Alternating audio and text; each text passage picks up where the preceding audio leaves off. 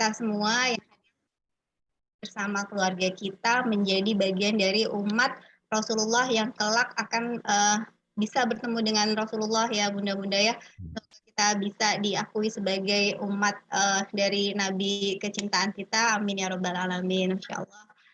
Nah, seperti yang tadi sudah saya sampaikan, insya Allah siang ini kita akan masuk di episode ketiga dari seri mendidik anak akhir zaman ya, yang insya Allah episode ketiga ini kita akan membahas gimana caranya menumbuhkan tauhid pada anak. Nah, bagi bunda-bunda soleha yang kemarin, yang Jumat lalu sudah hadir, insya Allah akan nyambung ya pembicaraan Jumat lalu dengan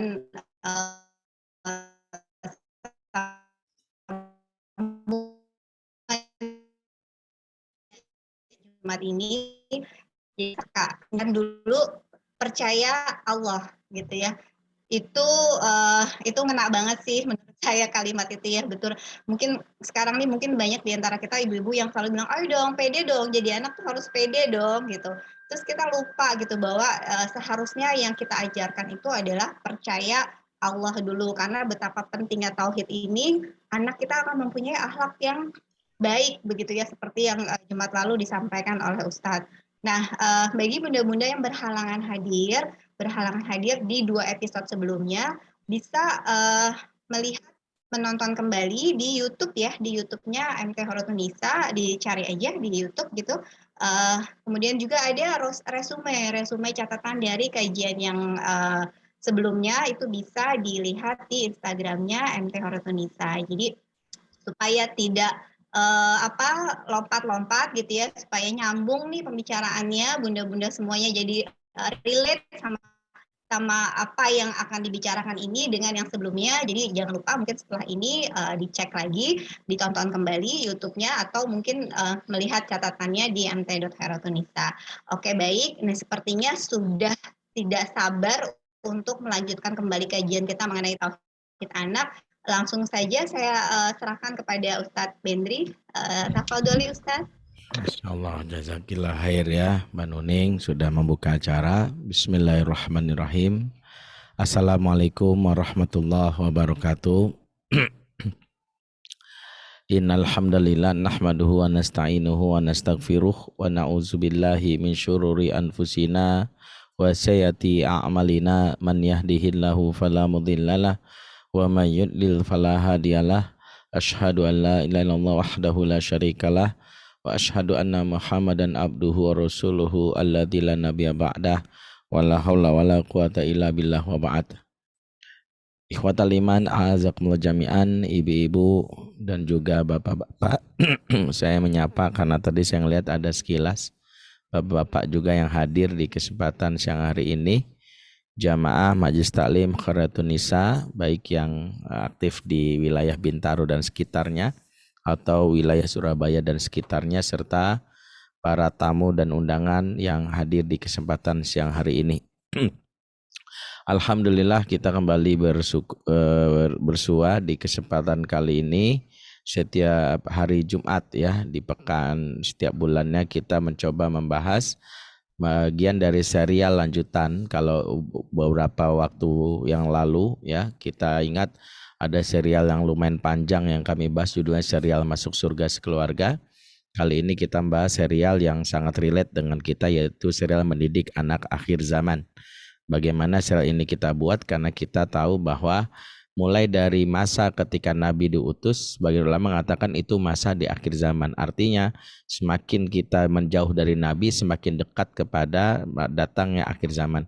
Ya, makanya dimulai dari Nabi diutus, karena Nabi adalah Nabi Muhammad SAW disebut Nabi akhir zaman. Maka masa akhir zaman boleh dibilang dimulai dari masa Nabi sampai datangnya nanti hari kiamat.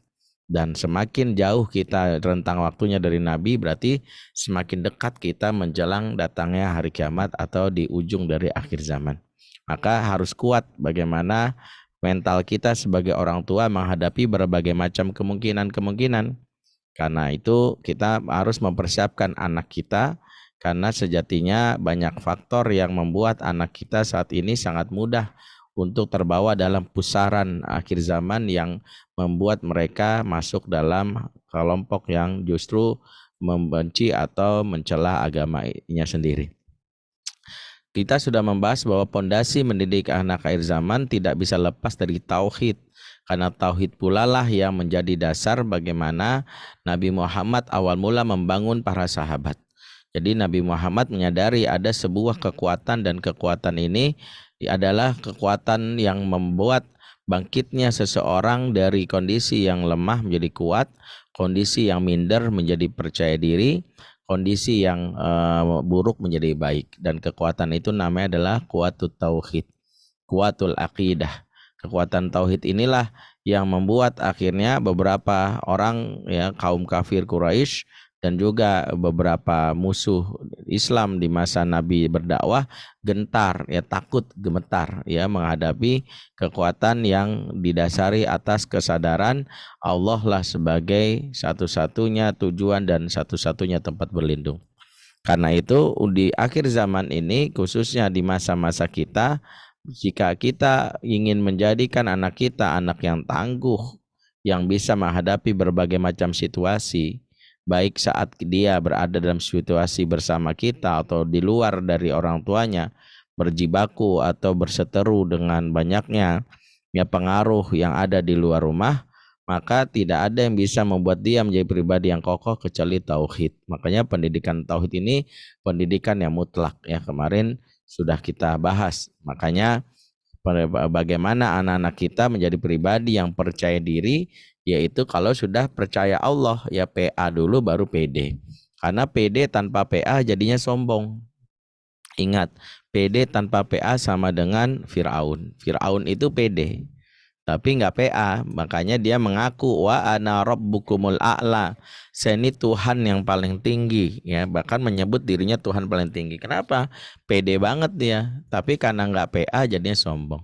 Ada anak-anak yang pede karena nggak PA, ujung-ujungnya dia dengan PD-nya tanpa PA akhirnya berbuat, ya, menampilkan konten-konten yang merusak, memamerkan paha, nggak perlu malu, telanjang di muka umum. Dia bilang apa? PD, tapi karena nggak PA dan ketika dinasehatin justru orang lain diblok. Justru inilah salah satu karakter orang sombong, karena di antara makna sombong apa? Yaitu gemtunas wabaratul apa dan merendahkan manusia dan menolak wabatul wabatul hak, yaitu menolak kebenaran.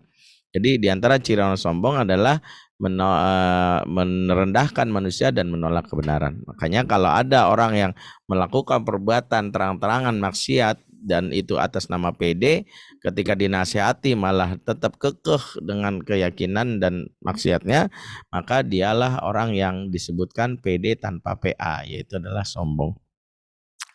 Dan untuk menumbuhkan yang namanya tauhid ini, maka kita harus memahami bahwa tauhid itu adalah ibarat pohon yang telah Allah siapkan, dan kita tahu bahwa kita adalah petani atau seorang tukang kebun yang berupaya menumbuhkan benih-benih tauhid yang telah Allah install dalam jiwa anak kita.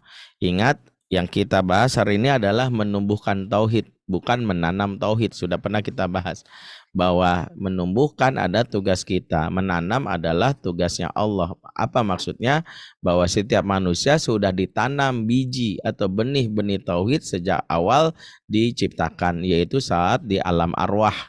Dan ini telah ditegaskan di dalam surat Al-A'raf ayat 172, ya, di mana setiap manusia dari mulai Nabi Adam sampai akhir zaman itu telah diinstal oleh Allah nilai-nilai tauhid. Ya, Allah mengatakan kepada mereka, alastu birabbikum, apakah aku ini Tuhanmu? Ya, ini adalah sebuah ikrar dari seluruh makhluk yang Allah ciptakan. Dan apa jawaban dari semua manusia saat itu, termasuk kita, termasuk anak kita, termasuk artis-artis yang kita kagumi, tapi di saat sekarang justru mereka adalah kafir.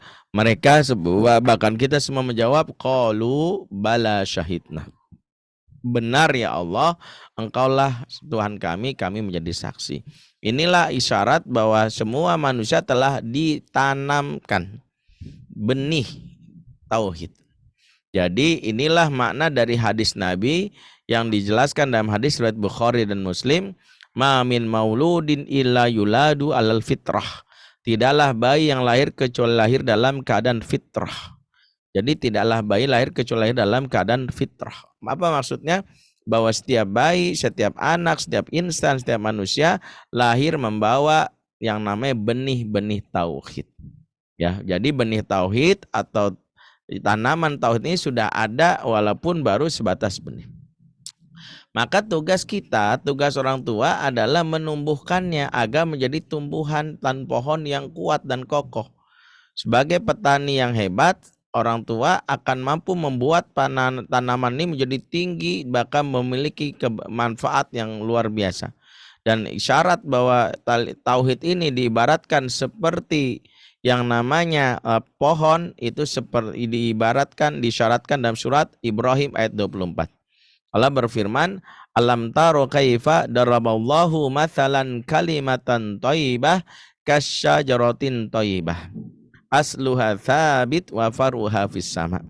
Tidakkah engkau melihat perumpamaan dari kalimat thayyibah, yaitu maksudnya tauhid, kasyajaratin thayyibah, seperti pohon yang baik. Jadi kalimat thayyibah ini itu adalah maknanya dalam berbagai tafsir adalah tauhid. Tauhid itu diibaratkan seperti pohon yang baik kalau dia ditanam atau digarap dengan baik oleh petaninya. Apa ciri pohon yang baik? Dan inilah efek dari tauhid. Asluha thabit, akar menghujam. Ini membuat nanti kelak tumbuhan tanaman itu, pohon itu tidak mudah goyang. Ini yang membuat kelak anak-anak kita menjadi pribadi yang mengakar, ya. Dan pribadi mengakar dalam definisi yang populer sebenarnya maknanya radikal. Cuman kita sekarang lagi agak cemas kalau menyebut kata radikal, karena dianggap mendidik anak menjadi radikal itu adalah sebuah bentuk dari penyimpangan konstitusi. Padahal kata radikal berakar dari kata radix. Radix itu akar. Sesuatu yang mengakar artinya radikal. Sehingga kalau dia mengakar berarti dia kuat. Di antara cirinya dia mengakar adalah tidak mudah tumbang, tidak mudah goyang. Sehingga pohon-pohon sepanjang jalan di Jakarta, di Sudirman, ketika ada angin kencang, tiba-tiba dia tetap kokoh, tidak tumbang, itu boleh kita sebut pohon radikal. Nah, itu pohon radikal tuh gitu. Artinya pohon yang tidak mudah tumbang. Anak-anak yang dididik dengan konsep tauhid kelak harus mengakar. Saya khawatir istilah ini kalau ditulis dalam bentuk resume nanti salah mengambilnya. Makanya nanti buat tim resume jangan ngambil kata radikal. Khawatir nanti ada Densus bilang, wah ini ngajarin radikal. Lagi sensitif soalnya. Makanya mengakar saja. Mengakar menunjukkan bahwa memang tertanam kuat. Mengakar itu tanam kuat sehingga tidak mudah tumbang. Diajak untuk maksiat, dia kokoh dalam sendiri. Makanya tidak mudah dia dibujuk meskipun sendiri. Resikonya dia dicibir, resikonya dia dibully, resikonya dia dianggap cemen loh. Dan inilah contoh yang terjadi bahkan dialami oleh Nabiullah Ibrahim alaihissalam.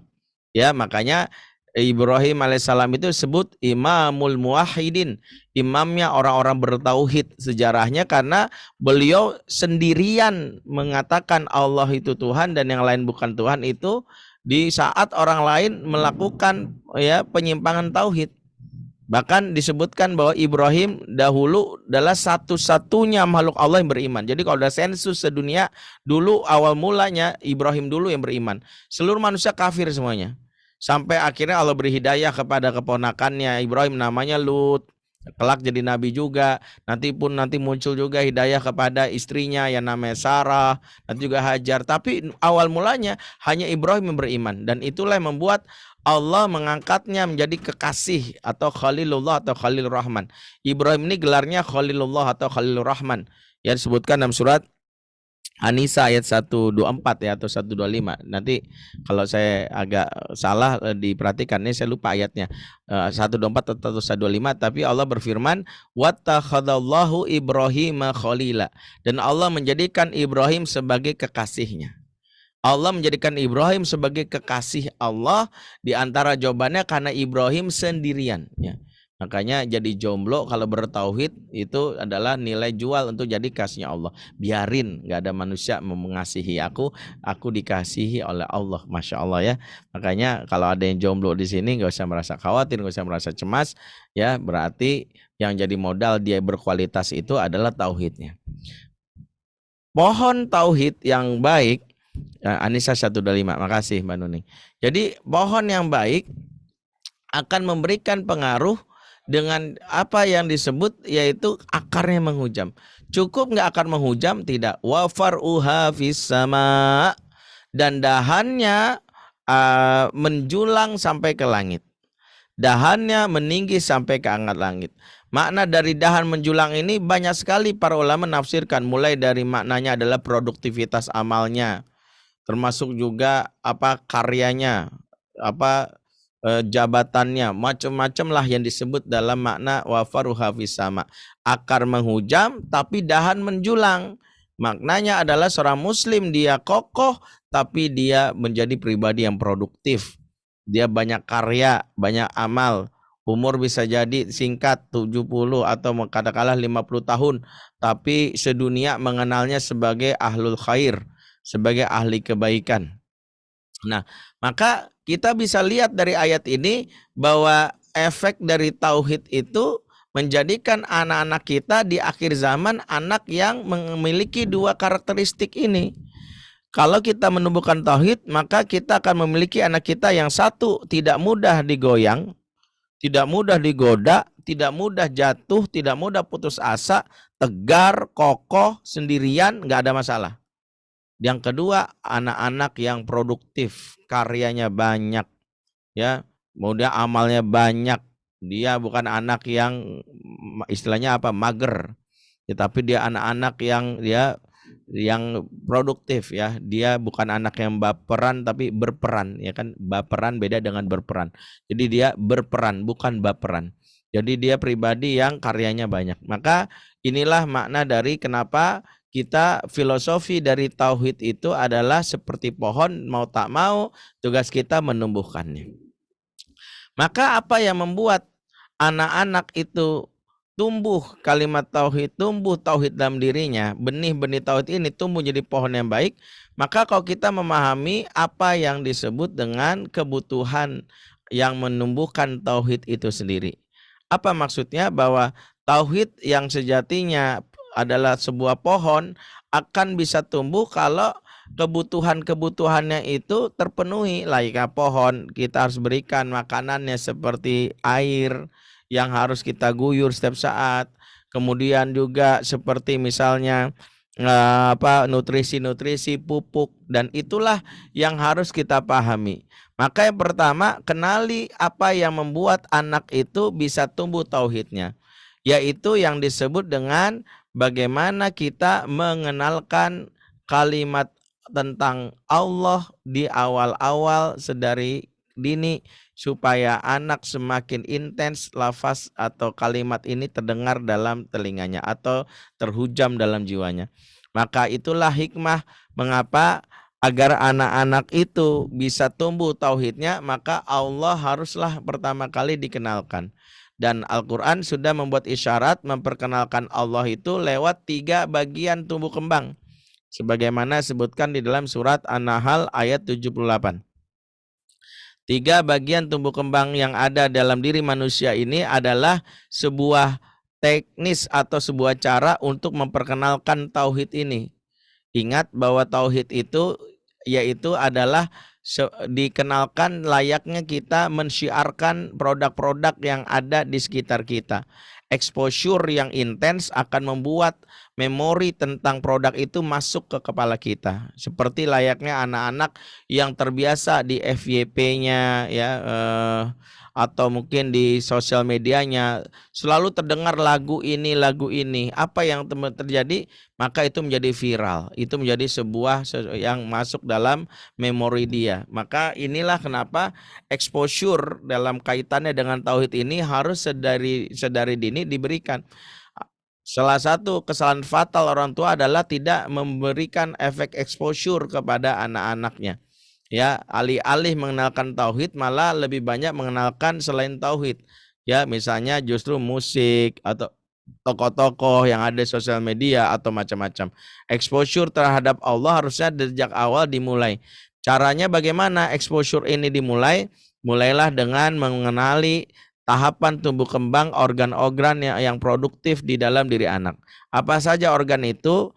Ada 3 yang wajib kita mulai, yaitu disebutkan dalam surah An-Nahl 78, Wallahu akhrajakum min butuni ummahatikum la ta'lamuna syai'a wa ja'ala lakum sam'a wal absar wal afidah la'allakum tashkurun. Perhatikan 3 organ yang Allah ciptakan di awal manusia baru lahir. Wa ja'ala lakum sam'a berarti pendengaran. Ya, kemudian wal absar penglihatan.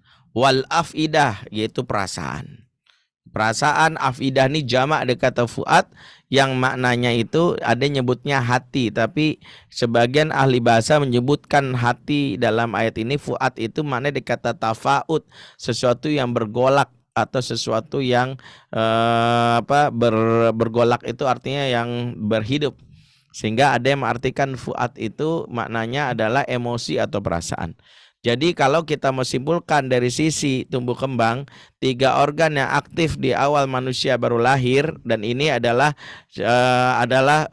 sarana untuk kita memperkenalkan atau channel untuk memperkenalkan tauhid, maka channel inilah kita manfaatkan. 1, channel pendengaran, 2, channel penglihatan, kedua channel perasaan. Perhatikan ini, channel adalah saluran untuk kita bisa menginstal atau menumbuhkan tauhid dalam diri anak-anak kita.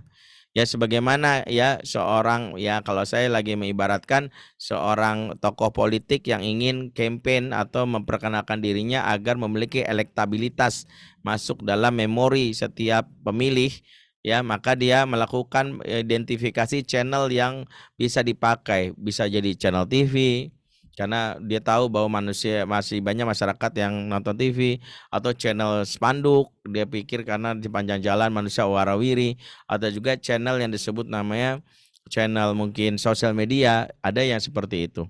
Ya, channel sosial media bisa manfaatkan beberapa seperti Instagram macam-macam. Nah, demikian juga ketika kita ingin mengenalkan Allah, sejatinya tidaklah susah. Kenapa?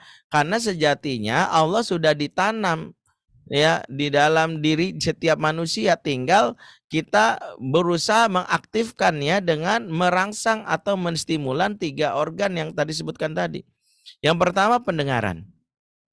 Di antara hikmah mengapa bayi baru lahir itu dianjurkan, disunahkan untuk diazankan, ya walaupun sebagian berdebat apakah diazankan saja atau diikomahkan. Yang riwayat yang kuat menyebutkan dalam kitab Tuhfah Al-Maudud bi Akhir Maulud cukup diazankan saja.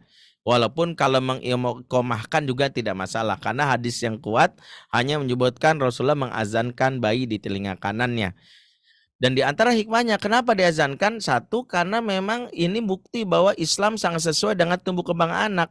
Beda dengan Nasrani yang baru lahir bayi dikasih tanda salib, padahal bayi pada hakikatnya umur-umur awal matanya belum bisa aktif dengan sempurna. Sampai umur 6 bulan jarak pandang bayi itu masih remang-remang, bahkan cuma maksimal 30 cm. Maksimal 30 cm. Yang aktif itu pertama kali apa? Pendengaran. Maka itulah betapa Islam sangat sesuai dengan kondisi fitrah manusia, karena pendengaran aktif maka dianjurkan kita mengazankan. Maka jangan sampai mengazankan itu adalah isyarat bahwa tidak boleh ada satu kata yang didengar oleh anak kecuali Allah. Azan itu menunjukkan bahwa telinga anak startnya memulai kehidupan dengan Allah. Allahu Akbar, Allahu Akbar. Jadi dia sudah terinstall, exposure pertama yang dia terima adalah Allah. Makanya kalau misalnya ada orang baru bikin akun Instagram, kemudian dia langsung dapat sebuah exposure dari sebuah iklan, maka dia akan memorize di situ. Oh, kalau dia pertama kali iklan yang gue terima misalnya adalah iklan obat batuk gitu ya, atau iklan misalnya buku, jadi dia langsung ingat. Maka jangan sampai. Kenapa? 1, karena panggilan azan itu adalah panggilan yang kelak akan berulang.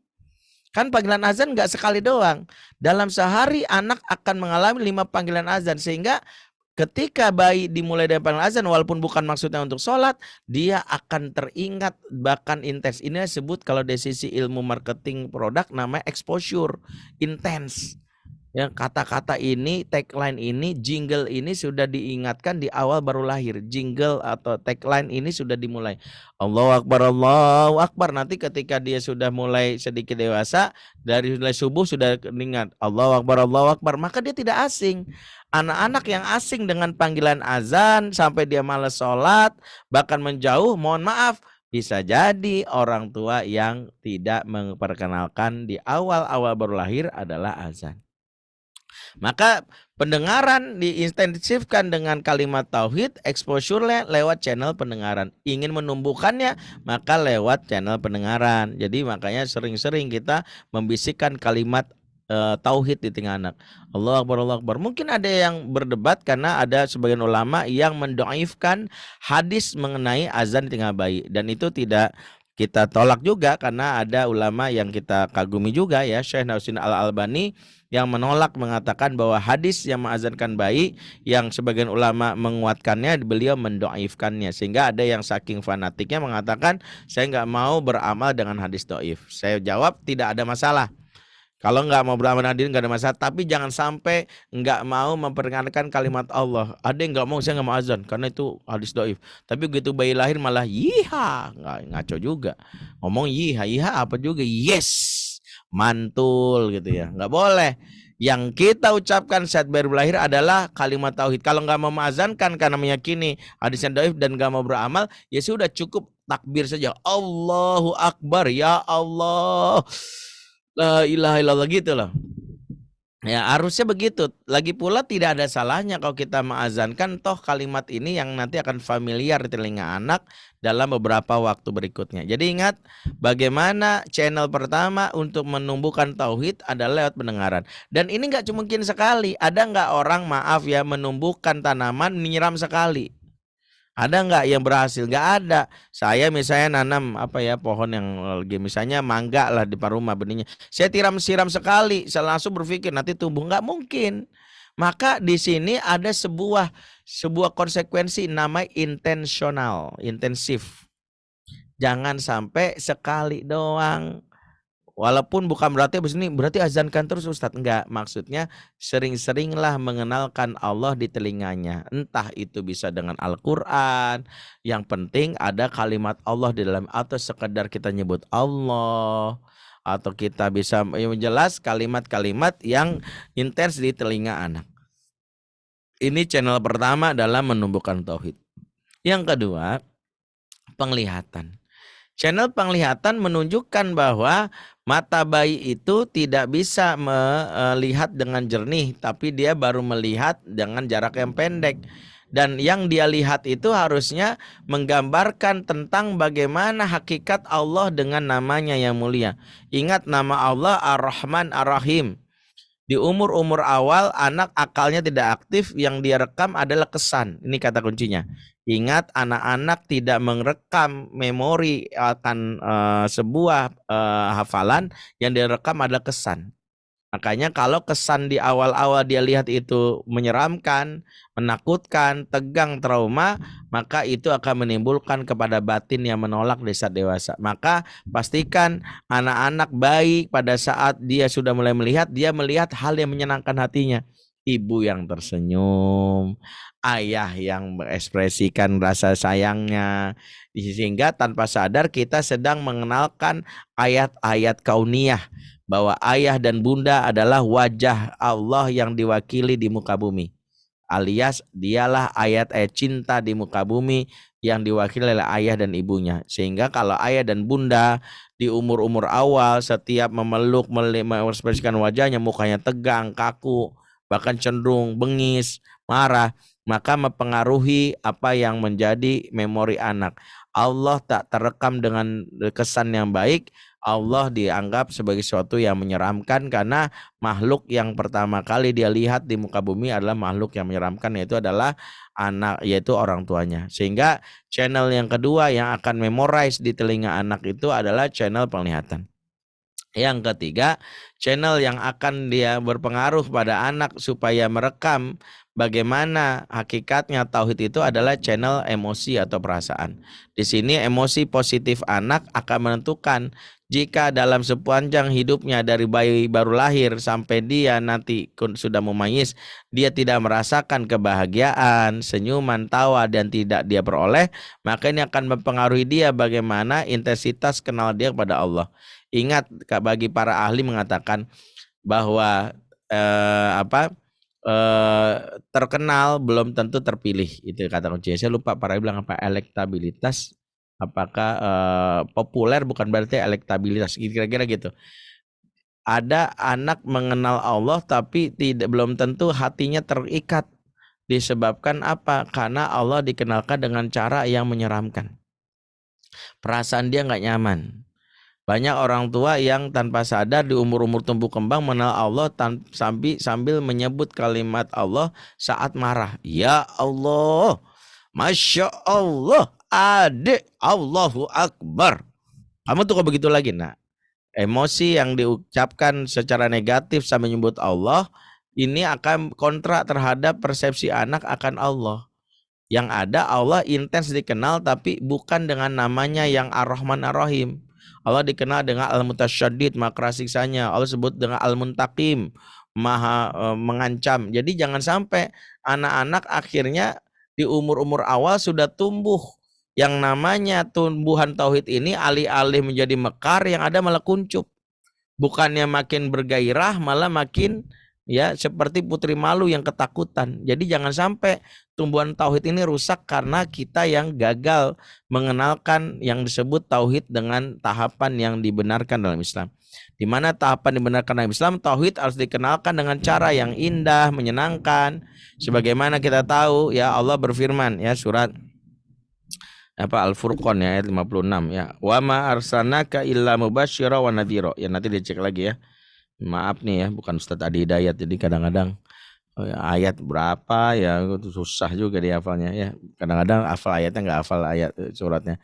Nah, itu tugasnya Mbak Nuning lah ya, yang mencari sebagai moderator. Wa ma arsalnaka illa mubasysyira wa nadhira. Tidaklah engkau diutus Muhammad kecuali kasih kabar gembira dan peringatan. Jadi kabar gembira itu adalah step awal untuk anak-anak mendapatkan yang namanya gambaran tauhid yang menyenangkan dengan nama Allah Ar-Rahman Ar-Rahim. Ya, jadi seperti itu. Jadi tauhid yang menyenangkan itu dimulai karena sesuai dengan tumbuh kembang anak, yaitu dia akalnya belum aktif, perasaan yang menimbulkan kesan yang pertama kali aktif. Jadi jangan sampai kesan pertama itu sudah memberikan rasa cemas, rasa takut. Allah sebagai Rob harus dikenalkan dengan tahapan yang manusiawi, yaitu hal-hal yang menyenangkan. Karena itu Nabi ditugaskan bagaimana memberi kabar gembira, bukan mengancam. Bahkan Nabi sendiri mengingatkan, basyiru wala tunaffiru, beri kabar gembira ya, jangan bikin orang lain kabur. Jadi jangan sampai orang lain kabur gara-gara kita yang gagal, anak-anak kabur gara-gara kita yang kasar. Inilah kenapa tumbuhan tauhid akan bisa tumbuh subur ya ketika kita menumbuhkan gairah, yaitu namanya cinta atau persepsi positif akan Allah lewat 3 channel. Jadi ingat, channelnya adalah pendengaran, penglihatan, dan perasaan. Maka konten yang kita kenakan adalah Allah yang pengasih, Allah yang penyayang, Allah yang pemaaf, Allah yang memberi nikmat, Allah yang memberikan berbagai rizki. Semua hal-hal yang dibutuhkan manusia yang menunjukkan kabar gembira wajib kita perkenalkan agar tauhid ini tumbuh. Sehingga kalau ada tauhid itu yang gak tumbuh, yang ada dia makin menjauh, gak mau gue jadi seorang muslim, dia mengenalkan Allah dengan cara yang justru tidak sesuai dengan perasaan manusia. Diancamkah, ditakut-takutinkah, nerakakah, dan sebagainya. Inilah channelnya udah bener, tapi kontennya yang salah. Ingat, channelnya udah benar, pendengarannya dikenal, tapi yang di setiap hari diingetin gitu, awas ya nak, kalau nggak nenen tadi masuk neraka loh, nenen. Nah gitu ya. Pokoknya awas kalau nggak tidur nanti Allah marah, nanti disiksa di alam kubur, dibanting-banting sama malaikat. Jadi anak-anak yang dari bayi sudah diberikan ancaman, ketakutan, maka berujung kepada yaitu penolakan terhadap tauhid itu sendiri. Alih-alih tauhid itu tumbuh ya, tumbuhannya menjadi pohon yang kuat, yang ada menjadi pohon yang ya yang pohon bonsai lah, itu tidak tumbuh seperti itu. Ini yang pertama. Jadi tahapannya adalah lewat apa yang kita sebut channel yang diberikan oleh Allah dengan konten yaitu rasa nyaman, rasa bahagia, bagaimana Allah dikenalkan dengan Ar-Rahman Ar-Rahimnya. Berikutnya yang ketiga, yang pertama adalah channelnya, berikutnya adalah kontennya, Allah yang harus dikenalkan dengan Ar-Rahman Ar-Rahim. Berikutnya yang ketiga adalah bagaimana anak-anak agar tumbuh tauhid itu adalah menjauhkan segala hal yang akan menghalangi tauhid itu tumbuh. Apa itu hama-hama tauhid? Hama-hama tauhid adalah ketika ortu secara tak sengaja maupun sengaja memperkenalkan kekaguman yang lebih kepada selain Allah. Benar, saya tahu bahwa kita punya sebagai ulama menghukumi mubah walaupun hati-hati terjebak kepada gulu berlebihan. Misalnya kagum terhadap tim bola, kagum terhadap misalnya artis-artis yang kita sukai, ya artis-artis K-pop dan sebagainya. Tapi kagum yang berlebihan ini kalau dimunculkan dan dilihat oleh anak di awal-awal tumbuh kembangnya, maka akan jadi blunder. Alih-alih anak justru mengenal Allah, maka anak-anak lebih kagum kepada di luar Allah itu. Disebabkan karena exposure-nya yang tanpa sadar itu dilihat oleh anak dan didengar oleh anak di dalam rumahnya sendiri. Ya misalnya ibu yang mungkin ya saking fansnya sama Lee Min Ho ya semuanya dikenalin, atau ibu atau bapak ingin membuat anak-anak itu kagum sehingga pada tokoh-tokoh kartun ya, sehingga anak-anak dari kecil udah dikenalkan ya Upin Ipin. Ya, dan nggak ada masalah. Tapi ketika sudah mulai berlebihan, kekaguman berlebihan itu bisa kita lihat dari apa? Satu, intensitas yang sering, bahkan lebih sering daripada azan itu sendiri. Pagi nonton Upin Ipin, siang nonton Upin Ipin, sore nonton Upin Ipin, itu udah bahaya tuh. Ditambah mungkin saking lebaynya bajunya dibeliin gambar Upin Ipin. Ya, sekali lagi ya saya tidak bukan mengatakan bahwa Upin Ipin terlarang, bukan. Semua kekaguman apapun ya, maaf kalau contohnya Upin Ipin, khawatir sini ada produsernya yang menolak nih Ustadz, sentimen apa nih ada Upin Ipin, bukan. Oke lah yang lain. Misalnya sama bola, misalnya MU, Barcelona, AC Milan. Ya dia Barcelona pagi ya bapaknya beliin bajunya AC Milan. Kemudian bayinya dibeliin juga ya kaos AC Milan. Tuh waktu malam begadang nonton AC Milan, semua ditonton.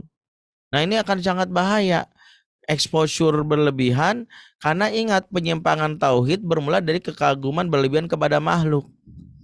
Ya sebagaimana kita tahu awal dari kesesatan kaum Nabi Nuh yaitu yang kagum berlebihan kepada makhluk, disebutkan dalam surat Nuh ayat 23 ya sampai 24 ya. Ya, silakan dicek lagi ya Mbak Nuning ya, bukan Mbak Nuning tugasnya ngecek-ngecek aja. Salah diingetin ya. Yaitu Allah menceritakan bagaimana kalimat dari kaumnya Nabi Nuh, yaitu mereka mengatakan wala tadarunna alihatakum wala tadarunna wadda wala suwa wala yagutha wa yauqa wa nasra.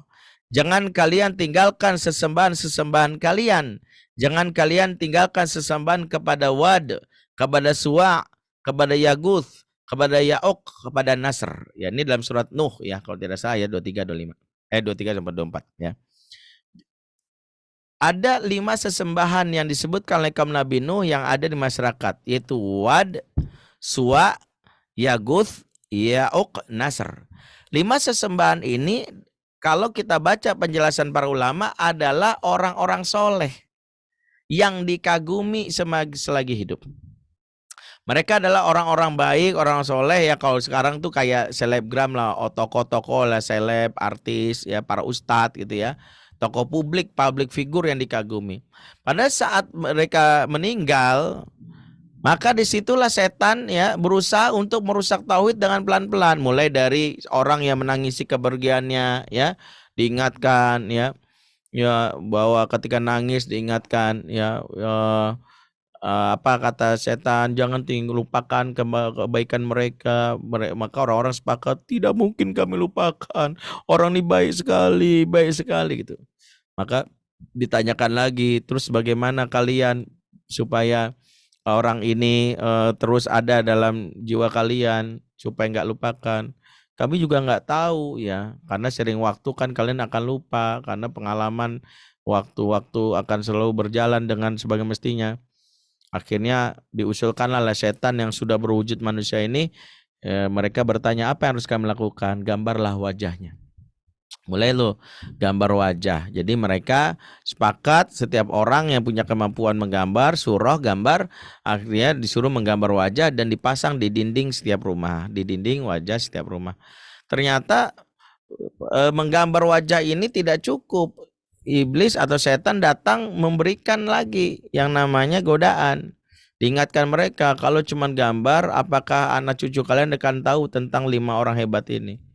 Khawatirnya semakin lapuk ya, wajahnya semakin juga karena dulu kan belum ada teknologi fotografi kan. Akhirnya mereka pun bertanya, apa yang harus kami lakukan? Ya bikinlah patung, ya sifatnya 3 dimensi. Ya tingginya sesuaikan dengan tinggi orang ini. Jadi wajahnya, ekspresinya gitu. Maka ahli pemahat patung bikinlah yang itu akhirnya dipakai oleh mereka patung ini sebagai simbol dari orang-orang soleh ini. Ya orang soleh ini dibikin simbol, masing-masing rumah punya patung ini. Dan ketika mereka di rumah itu, mereka melakukan ibadah biasa.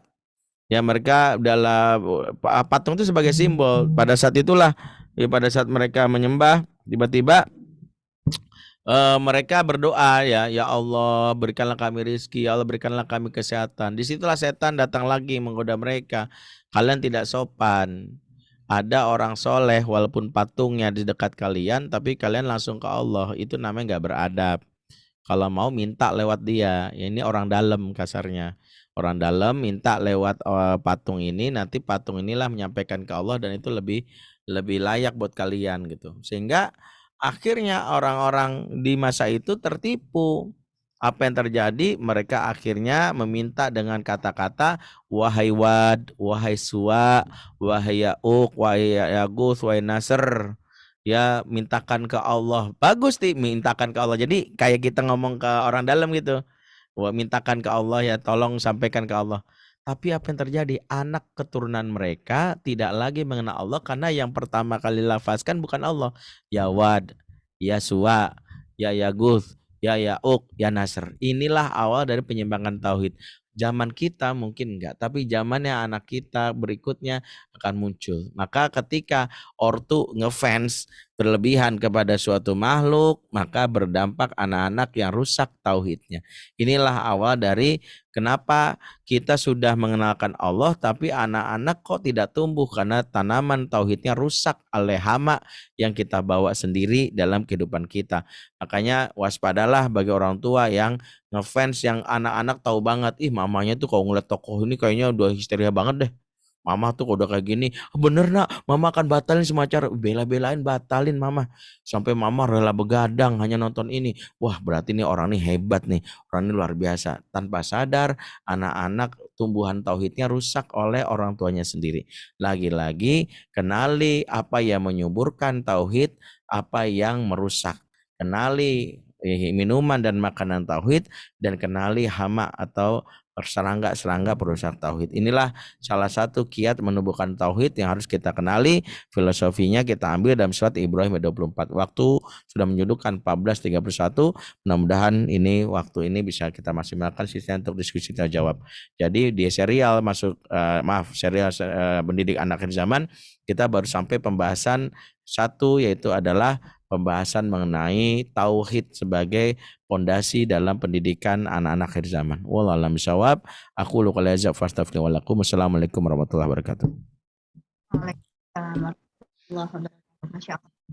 Nggak berasa ya Ustadz ya, Masya Allah. Kayaknya masih pengen dipanjangin lagi, tapi ya baiklah. Bunda-bunda kalau misalnya ada yang ingin bertanya, boleh ditulis di kolom chat atau boleh tanya langsung kali ya Ustadz ya, kalau ada Ya, yang silakan. Nah Ustadz, sambil menunggu pertanyaan, boleh saya mulai dulu ya Ustadz ya? silakan Mening. Sambung banget sama yang tadi Ustadz sampaikan terakhir tadi, gulu itu berlebihan terhadap seseorang. Apakah ini berlaku juga untuk afwan Ustadz?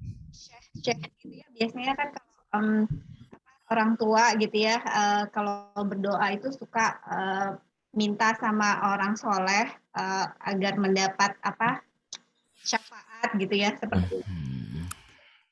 Menyalahi tauhid nggak ya Ustaz? Iya. Jadi memang itu ada yang kita kadang lupakan, masyarakat kita ini memuliakan tapi berlebihan, ikhtiram tapi melewati batas. Ya, misalnya memuliakan ulama bagus, ya, tapi ulama itu sendiri hakikatnya mungkin tidak haus terhadap hal yang selama ini kita sebutkan tadi. Misalnya mohon-mohon kepada dia pada setelah wafat. Mungkin sekiranya ulama ini masih hidup dia akan protes. Masuk misalnya seseorang yang misalnya bertawasul ya dalam hal ini. Sebagian ulama bertawasul kepada orang yang sudah wafat itu terlarang. Kalau mau bertawasul dalam hal ini kita bertawasullah kepada amal soleh itu yang dicontohkan. Beramal soleh itu boleh, misalnya seperti kisah 3 orang yang terjebak di gua yang akhirnya dia tidak bisa keluar, maka dia menyebutkan amal solehnya. Jadi memang amal-amalan itu bisa jadi pelicin. Maka tawasul terbaik itu adalah bersolawat kepada Nabi, pada amal soleh. Jadi kalaupun kita misalnya bertawasul kepada orang yang sudah wafat, khawatirnya inilah bentuk kehati-hatian dari para ulama tauhid. Khawatirnya kita masuk ke dalam sebuah bentuk prasangkaan bahwa ulama inilah yang menyebabkan saya diterima. Padahal dia statusnya sama kita sama-sama makhluk. Beda dengan makhluk yang berpeluang salah dan berpeluang benar. Bahwa tidak ada keistimewaan dia kecuali bahwa dia adalah makhluk. Nah inilah kadang-kadang ada jebakan yang merusak kita, yaitu adalah kekaguman berlebihan terhadap makhluk. Maka minta langsung kepada Allah. Kalaulah misalnya kita minta kepada yang masih hidup, ulama ini boleh dia minta doakan kita. Tapi kalau sudah mati apa yang bisa kita minta? Karena dia kan kalau udah mati kita nggak bisa minta lagi. Dia sendiri sedang berhadapan kepada pengadilan Allah. Maka yang kita minta kalau dia masih hidup. Boleh nggak? Boleh. Misalnya kalau masih hidup, misalnya ada ulama kita kenal siapa hari ini, misalnya Ustadz Abdul Somad, atau misalnya siapa yang kita kenal Ustadz Adi Dayat, Ustadz tolong doakan saya gitu. Nah itu maksudnya tawasul boleh. Tolong doakan saya, doakan dari ustadznya berdoa ya Allah berkailah si fulan atau fulan itu boleh. Tapi kalau misalnya kita minta sama yang sudah mati, ustadz yang sudah meninggal, misalnya siapa Ki Haji Haji Muzadi, kita kagumi ilmu beliau tapi kita minta ya misalnya siapapun misalnya misalnya Mbah Maimun misalnya ya.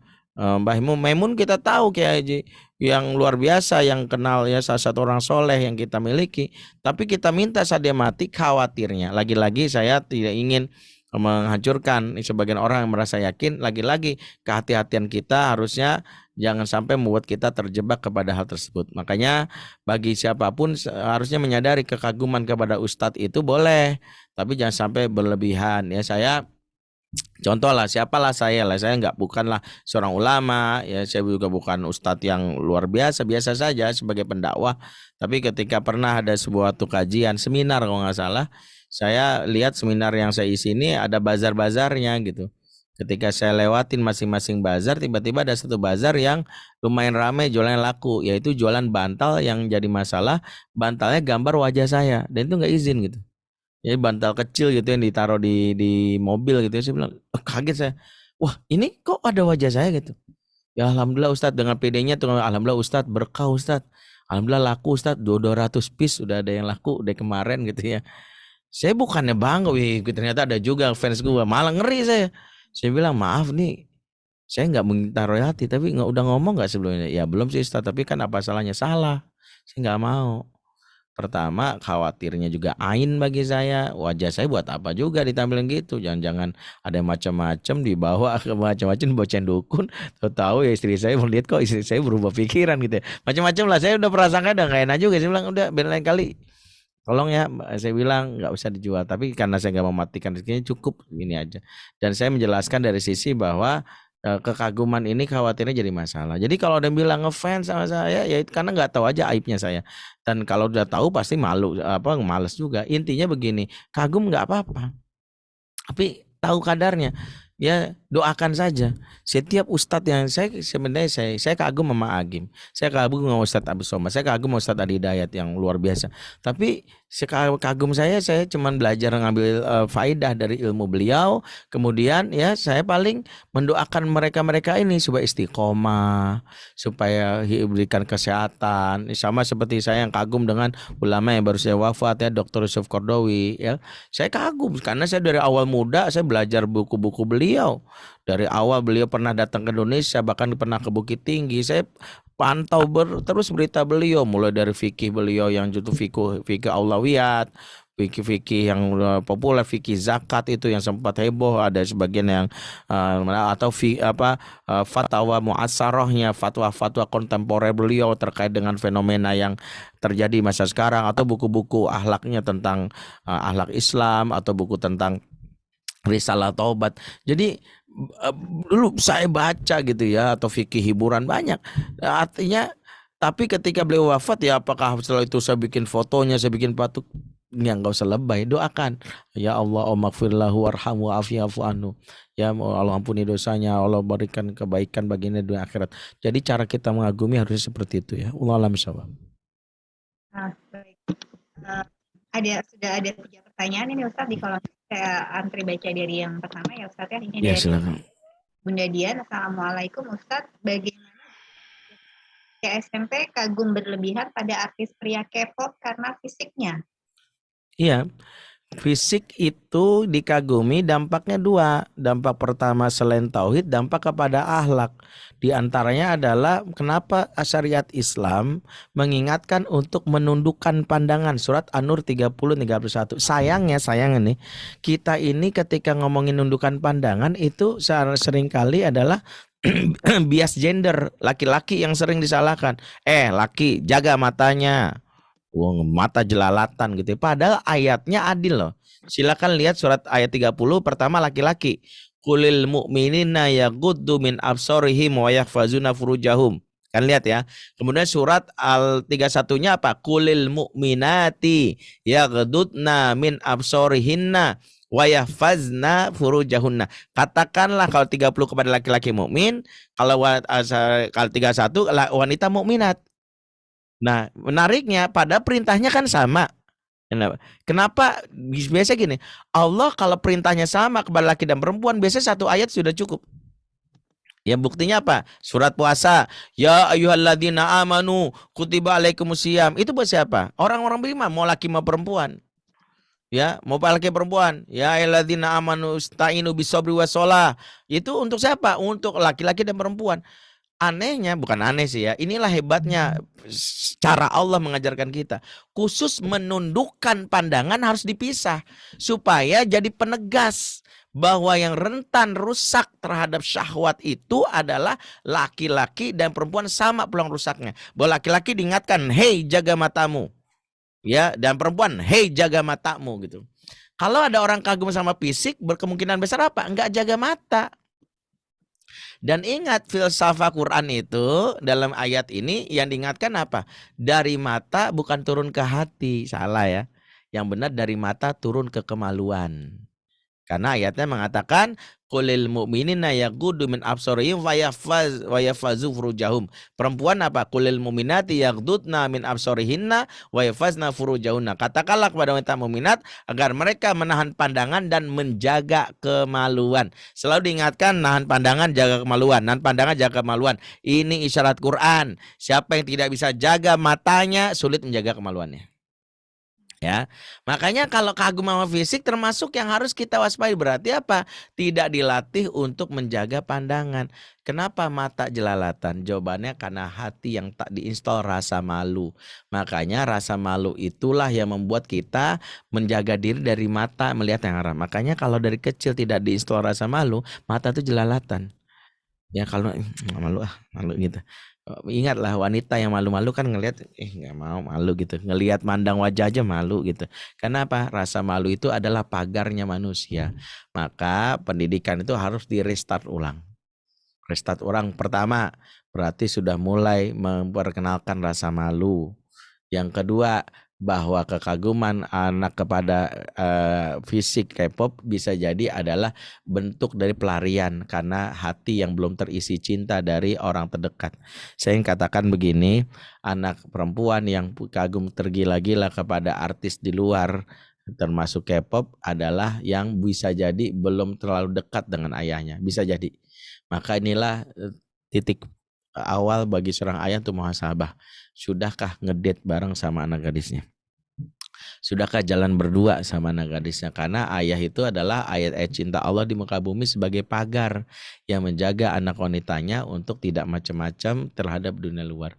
Sehingga ini mudah-mudahan sebagai bahan muhasabah khususnya para ayah. Yuk para ayah, jadilah cinta pertama yang buat anak wanita. Kalaulah dia kagum sama artis-artis Korea, biasa saja. Gak sampai histeria lebih, aku mau pakai bajunya ini, pakai ini, itu udah berlebihan. Dan kalau dia melihat secara fisik, maka kita bilang, malu deh ngelihat wajah orang. Malu, rasa malu adalah cara satu pagar bagi seorang perempuan agar dia tidak sembarangan mata jelalatan, termasuk juga bagi laki-laki. Wallahualam shawab. Baik, Ustadz, ini ada pertanyaan berikutnya dari Mbak Amelia, tapi sepertinya mirip-mirip dengan pertanyaan pertama. Tapi nggak apa-apa kali ya saya bacakan, mungkin nanti Ya, silakan. aja. Assalamualaikum Ustadz, anak saya usia 4 tahun senang dengan princess. Bagaimana ya caranya agar dia nggak suka lagi karena sudah mulai ada efek jelek, tidak mau pakai celana karena princess biasanya memakai dress saja. Pertama adalah kalau produk satu yang diperkenalkan tanpa alternatif sangat rentan untuk membuat anak-anak itu kagum karena exposure-nya cuma satu. Salah satu cara pertama adalah muhawil. Muhawil itu mengganti. Tidak mencabut kesenangannya tapi memindahkan. Misalnya kalau sekarang princess, besok kita kenalin aja yang lain. Ya, dan kita bilang udah nggak ada princessnya, yang lain nih bagus deh. Lama-lama ganti. Jadi supaya dia tahu bahwa segala yang di muka bumi ini semuanya itu ada batasannya, ada. Jadi muhawilnya diganti-ganti aja. Jadi misalnya kalau udah bilang gini, saya misalnya gini, anak saya pernah, saya bilang istri saya sempat cemas, Bi, nggak apa-apa. Misalnya anak-anak nonton umur sekian nonton Doraemon nggak apa-apa. Tapi ketika dia sudah maunya Doraemon, saya bilang enggak. Kalau Doraemon terus Abi nggak izinkan. Ya udahlah, Nusarara. Maunya Nusarara. Oke, kalau udah berlebihan gitu ganti yang lain. Jadi harus diintensifkan, diganti supaya apa? Bahwa inilah salah satu cara membuat orang itu tidak cantu, yaitu adalah tidak itu aja. Tidak itu aja kata kuncinya. Sehingga kalau anak selalu disodorkan itu aja dan kita fasilitasinya sangat rentan kagum. Saya kenapa nggak begitu kagum sama bola? Karena saya pindah-pindah. Pernah saya kagum sama tim bola AC Milan, tapi biasa. Itu apa? Saya kagum sama Barcelona. Lalu itu apa? Kagum sama misalnya Persija. Kagum biasa aja, pindah-pindah. Kenapa? Kalau satu itu rentan menjadi fanatik. Dan fanatik kepada makhluk itulah awal dari kecelakaan tauhid. Wallahualam shawab. Sepertinya ada yang angkat tangan, boleh dipersilakan untuk bertanya? Atau gimana? Masih bisa bertanya? Mbak Hed. Ya. Assalamualaikum Ustaz. Waalaikumsalam warahmatullahi wabarakatuh. Jazakallah atas ilmunya Ustaz. Wah, ya. Mencerahkan. Ini kayaknya nggak bukannya tema nih apa. Ini saya mau tanya, ada satu ini ya di Indonesia nih. Karena saudara-saudara saya sih ini yang termasuk di situ gitu. Jadi mereka tuh mengkultuskan guru itu gitu ya. Terus mereka bilang tuh gurunya itu pengganti Rasul gitu. Dan ada di surat Al-Kahfi ayat 18 yang bunyinya apa, tiada seorang pun yang bisa memberikan syafaat gitu ya, kecuali gurunya itu gitu. Jadi ini disambungin ke ayat itu gitu. Gurunya itu ada di surat Al-Kahfi katanya. Apakah itu suatu jadi melenceng nggak sih Ustadz kalau begitu tuh? Saya ngeri gitu, soalnya sudah saya semua mereka percaya banget gitu sama itu, sampai kalau ini aja gitu kaget apa yang disebut tuh nama gurunya bukan nama Allah gitu. Ya. Dan itulah salah satu musibah di negeri ini. Ketika akhirnya hati manusia tidak lagi tertambat kepada Allah, bukan kepada guru. Pertama, sebelum gurunya lahir, pertanyaannya siapa yang menggantikan Nabi, itu penting. Maka ayat ini akan jadi kontra dan lucu gitu ketika dikondisikan dengan konteks gurunya yang disebut sebagai pengganti Rasul. Pertanyaannya, kalau gurunya mati siapa? Dan siapa yang mengangkatnya? Siapa yang mentasbihkannya? Adakah buktinya? Karena itu tidak bisa. Itulah mengapa ayat yang turun harus disesuaikan dengan tafsir yang dipahami oleh para ulama. Lucunya kan kalau misalnya dihubungkan dengan seperti misalnya gini. Ini salah satu yang belum bisa dijawab oleh orang-orang Nasrani. Sebelum Nabi Isa ada, Nabi Adam tuh nyembah siapa? Gitu. Sama, orang nggak bisa. Yesus itu dikaguminnya itu kan sampai sekarang, dan orang Nasrani juga nggak bisa jawab.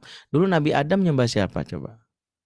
Kalau ditanya nyembah Allah, ya iya, berarti kan jelas bahwa yang dari dulu sampai sekarang itu adalah Tuhan Allah gitu. Kalau sekarang ada yang bilang bahwa Nabi mengenai, pertanyaannya sebelum ini kamu lahir, guru kamu lahir, siapa yang diikutin? Terus orang-orang sebelum guru kamu lahir mereka ngikutin siapa? Kan aneh, lucu. Makanya cukuplah kita memahami ayat dari sini. Ini jadi ibroh, jadi pelajaran. Yang bisa kita lakukan apa? Saya khawatirnya sebagian para yang disebut guru ini, yang sebut ini sudah masuk kepada wilayah sihir yang membuka mata hati seorang tertutup. Apa yang kita lakukan? Berdoa. Kuatkan, berdoa, ya Allah berikan petunjuk, aku sayang sama saudaraku ini yang khawatir tersesat, kepada kaguman berlebihan, ya Allah beri petunjuk. Kalau kita susah untuk berdebat orang yang hati jatuh cinta, ingat salah satu kata-kata para ulama adalah berdebat sama orang jatuh cinta itu nggak akan pernah bisa menang. Iya, betul. Yang bisa kita lakukan adalah membuat dia merasa dicintai. Makanya kalau ingin membuat dia akhirnya ini, satu, jadilah orang yang memberikan sebuah kebaikan yang lama-lama dia nggak enakan sama kita. Rumus inilah yang dipakai oleh sebagian ulama. Namanya adalah al-ihsan yu'jizul insan. Kebaikan itu akan menaklukkan hati.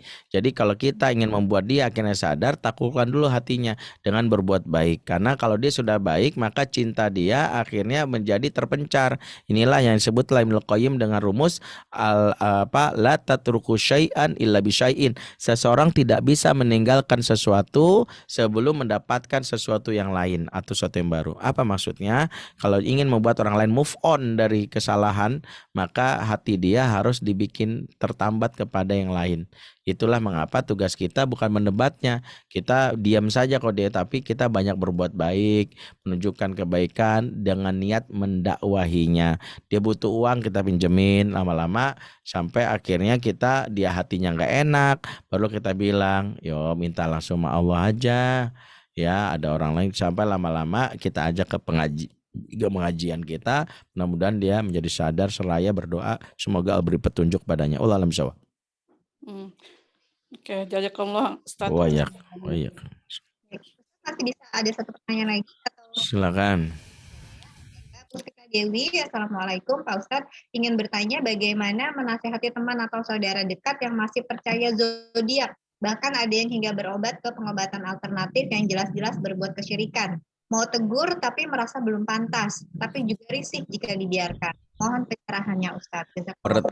Pertama, wajib kita mengingatkan orang dari kesalahan, tapi harus punya strategi. Kalau orang yang kita lihat kesalahan ini orang yang peluang intensitasnya sama kita jarang, wajib tegur segera.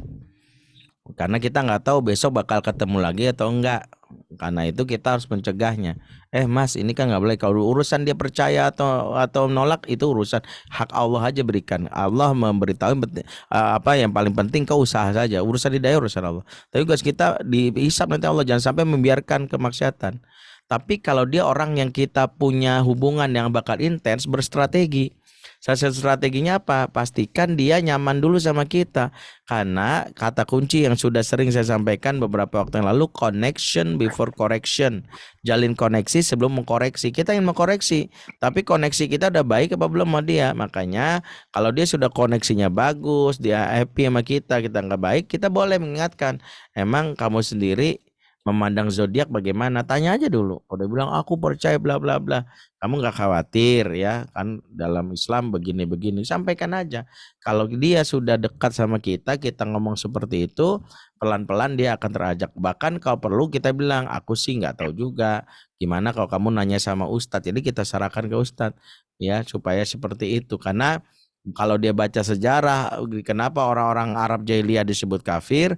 Karena mereka percaya terhadap 3 profesi. Satu namanya Araf. Araf itu orang yang mampu mengetahui tentang latar belakang ya berdasarkan ilmu penerawangan. Oh, kamu kan pasti begini ya, lahir di keluarga nih ya. Oh, gen kamu ini ya gitu. Jadi dia ada yang disebut namanya kahin. Kahin itu dukun, santet, pelet yang mengetahui masa depan. Ada lagi namanya munajim. Munajim itu ahli perfalakan, itu disebut zodiak itu. Munajim itu yang dulu disebut ya mendatangi bintang falak falak. Wow, ini Leo, Leto otaknya kan gitu ya. Ya misalnya apa ya? Libra, lincah bergembira kan gitu. Jadi banyak-banyak lah kalimat-kalimat itu disampaikan. Bahkan lucunya nih ya. Kalau kita baca beberapa yang saya pernah baca seorang penulis artikel yang mubah zodiak. Kata dia itu gue bikin suka-suka gue doa aja gitu ya. Itu nggak salah siapa namanya. Supaya apa? Supaya lucu-lucuan tapi orang pada percaya. Makanya saya istighfar. Jadi orang percaya sama saya padahal saya bikinnya itu ya ini aja ngomong sesuai aja gitu. Itu ngaco-ngaconya aja seperti itu. Mulai misalnya. Ya Allah, dulu sering banget baca-baca zodiak dan percaya Ustadz, astagfirullahaladzim. Ya Allah. Ini ada yang terakhir tapi mungkin sudah asar, jadi kita cukupi. Iya. Ya. Baik, kalau begitu pertanyaannya kita tutup dulu ya Bunda. Nanti insya Allah di pertemuan berikutnya boleh tanya lagi ya Ustadz ya insya Allah ya. Ya, insya Allah. Baik Ustadz, apakah ada yang disampaikan sebagai Cukup. Ustadz atas pencerahannya, penjelasannya. Semoga ibu-ibu kita semua paham ya dan bisa mengajarkan untuk keluarga kita, terutama mempraktekkan untuk anak-anak kita ya Ustadz ya, Masya Allah. Baik Ustadz, sebelum kita tutup, kita baca doa kafaratul majlis sama-sama. Subhanakallahumma bihamdik, asyhadu an la ilaha illa anta, astaghfiruka wa atubu ilaik. Mohon maaf jika ada kesalahan-kesalahan. Ustadz, saya mohon maaf juga pada Ustadz jika ada kekurangan. Untuk bunda-bunda, Ustadz mohon izin untuk menyampaikan beberapa informasi dari MT Hotel Nisa ya Ustadz ya. Barangkali kalau Ustadz mau berangkat sholat masjid. Iya, saya izin dulu ya. Baik. Ya, Assalamualaikum. Waalaikumsalam. Warahmatullahi wabarakatuh. Nah, bunda-bunda, mohon izin ya Bunda, saya ingin menyampaikan beberapa informasi kajian dari MT Hotel Nisa nih Bun. Nanti malam insya Allah ada dari taklim remaja. Di antara bunda-bunda mungkin ada yang punya anak remaja ya, anak remaja usia SMP. Nah, mulai nanti malam ini ada namanya time travel. Jadi khusus untuk putra-putrinya yang SMP dan untuk orang tuanya nih Bun. Jadi bukan cuma anak kita yang akan mendapat ilmu mengenai dunia remaja ya. Yang sangat penting itu sebenarnya kita ya sebagai orang tua untuk bisa lebih mengenal dunia remaja saat ini itu seperti apa. Nanti malam itu adalah perdana untuk parent talk-nya. Jadi ada parent session-nya itu ada 3 nih Bunda ya. Saya bacakan parent session-nya ada 3.